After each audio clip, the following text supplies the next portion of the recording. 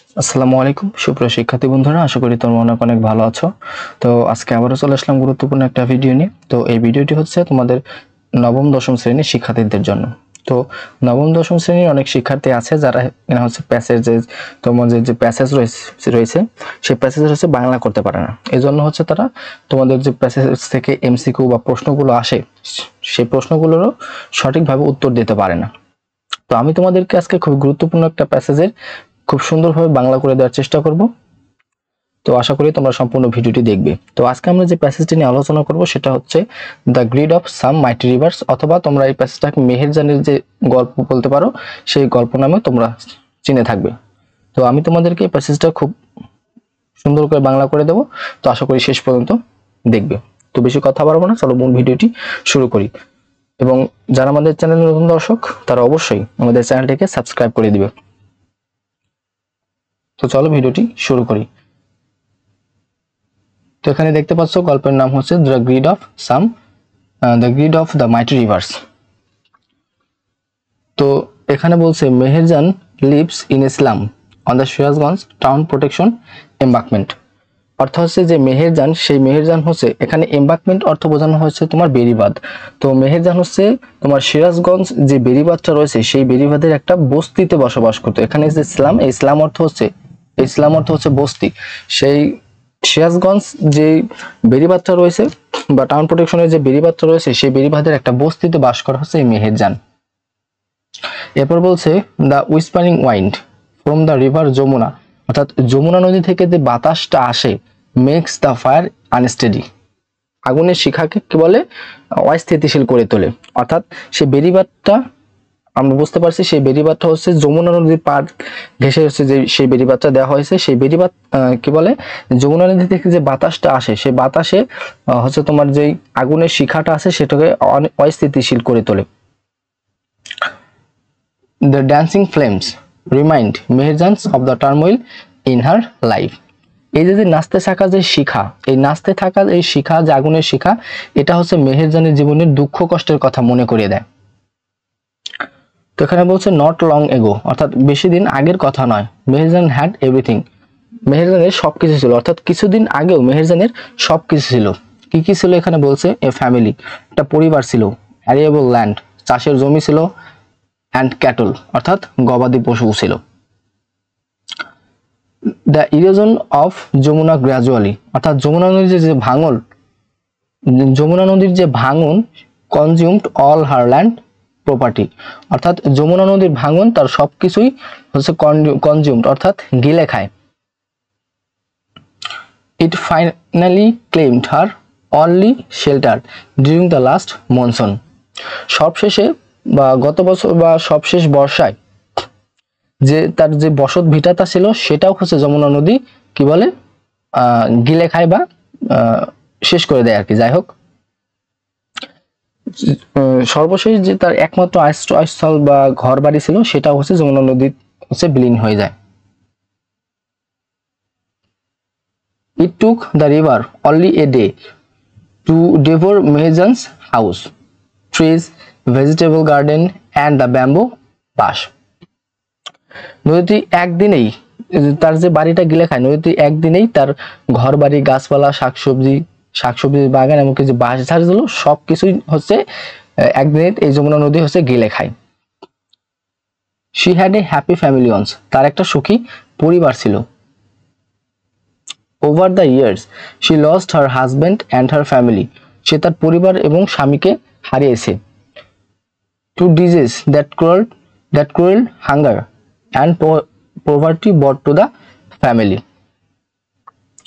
অর্থাৎ কিছু বছরে ধরে ক্ষুধা এবং দরিদ্রতার কারণে যে তার স্বামী এবং পরিবারকে সে হারিয়েছে। Now she is the only one left to live on with the lost and the pain. এখন সেই একাই মাত্র আছে যে কিনা বুক ভরা দুঃখ আর শূন্যতা নিয়েই বেঁচে আছে।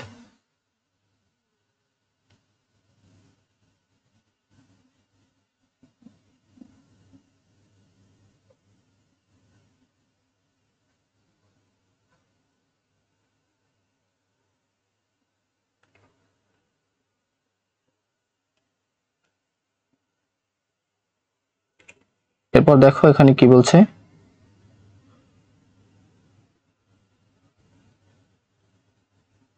The great Yamuna has shattered her dreams and happiness. লোভী যমুনা নদী তার স্বপ্ন এবং দুঃখগুলো স্বপ্নগুলো হচ্ছে ধ্বংস করে দিয়েছে, বা স্বপ্ন এবং সুখগুলো ধ্বংস করে দিয়েছে এই যমুনা নদী। There are thousands of others waiting to share the same fate like Meherjaan. অর্থাৎ এমন ভাগ্য হাজারো মানুষের অপেক্ষায় আছে, অর্থাৎ হাজারো মানুষ এমন ভাগ্যের জন্য অপেক্ষায় আছে, বা এদের পরিণতি এই মেহেরজানের মতো হবে, এটা বোঝাচ্ছে আর কি। Bangladesh is a land of reverse.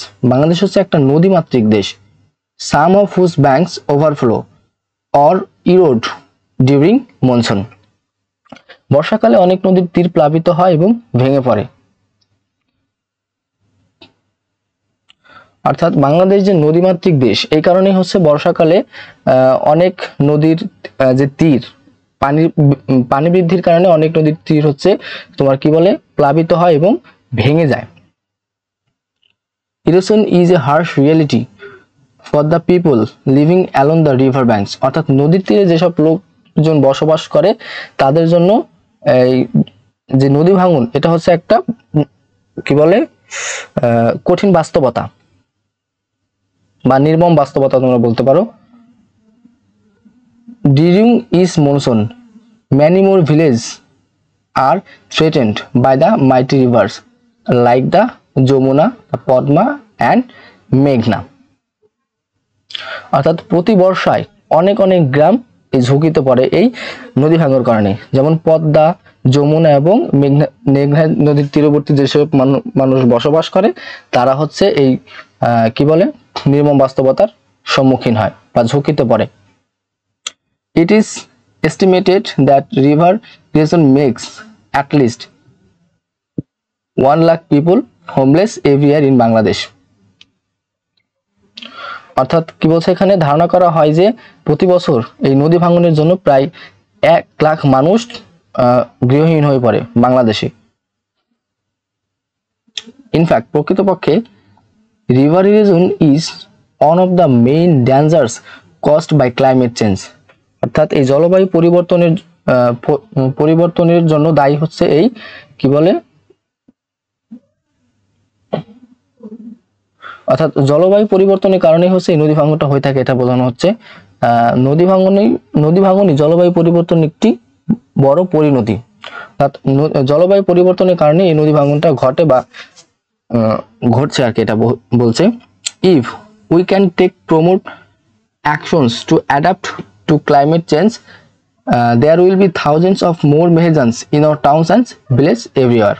অর্থাৎ পরিশেষে বলা যায় যে আমরা যদি এই জলবায়ু পরিবর্তনের বিরুদ্ধে কার্যকর বা ভালো কোনো পদক্ষেপ বা ব্যবস্থা না নেই, তাহলে প্রতি বছরই আমাদের শহর ও গ্রামে হাজার হাজার নতুন মেহেরজান তৈরি হবে। অর্থাৎ এর বিরুদ্ধে আমাদেরকে ব্যবস্থা নিতে হবে, না হলে প্রতিনিয়তই এরকম নদী ভাঙনের ফলে হাজার হাজার মেহেরজান তৈরি হবে। তো এই ছিল আজকে তোমাদের যে গল্পটা। তো আশা করি তোমরা হচ্ছে এই গল্পটি ভালো লেগেছে। তো এরকম আরো ভিডিও পেতে আমাদের চ্যানেলটিকে সাবস্ক্রাইব করে আমাদের সাথে থাকবে। আর এতক্ষণ ভিডিওটি দেখার জন্য তোমাদেরকে অসংখ্য অসংখ্য ধন্যবাদ।